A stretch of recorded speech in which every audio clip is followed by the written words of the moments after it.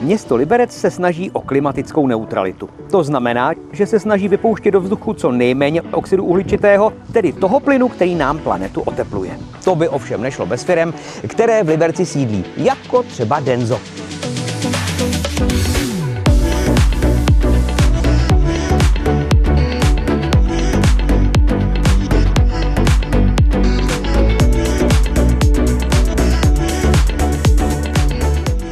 Věděli jste, že takováhle továrna spotřebuje energie jako zhruba 17 000 domácností?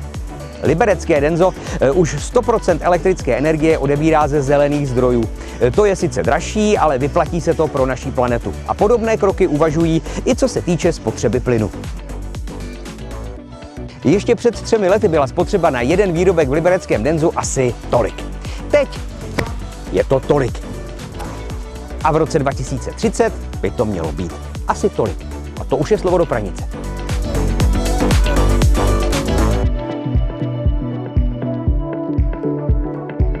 Tohle je průkaz energetické náročnosti budovy. Je to hodně podobné tomu, co máte nalepené třeba doma na pračce nebo na ledničce.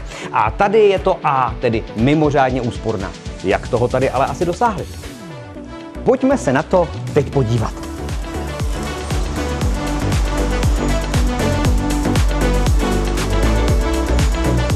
Tohle je pájecí pec a ta vyprodukuje opravdu hodně tepla.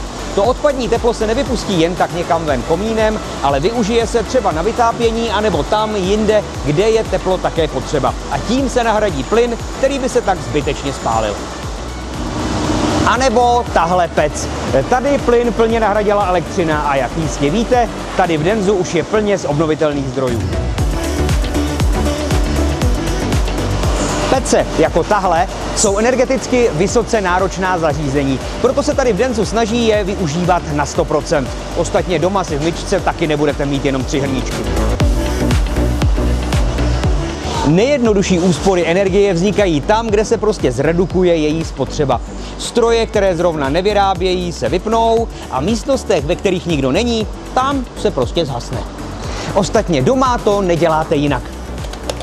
A tady v Densu se na tom podílejí všichni zaměstnanci.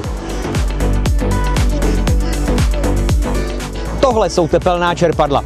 Pomáhají vytápět některé části továrny a tím výrazně snižují spotřebu elektrické energie. A zároveň platí, když topí tepelná čerpadla, plynová kotelna ani nesepne.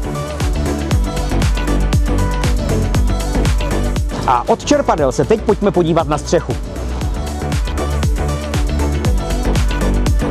Tady je místa, co?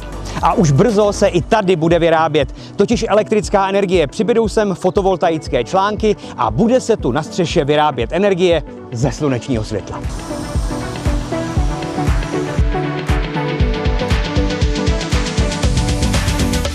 Elektrická energie z obnovitelných zdrojů se co nevidět bude vyrábět i tady na parkovišti.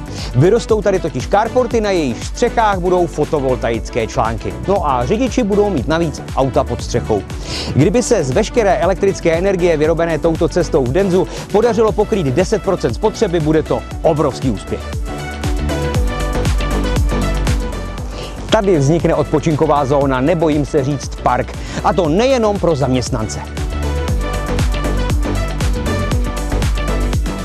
Město Liberec chce být klimaticky neutrálním městem a proto ocení firmu Denso, která mu v tom tolik pomáhá.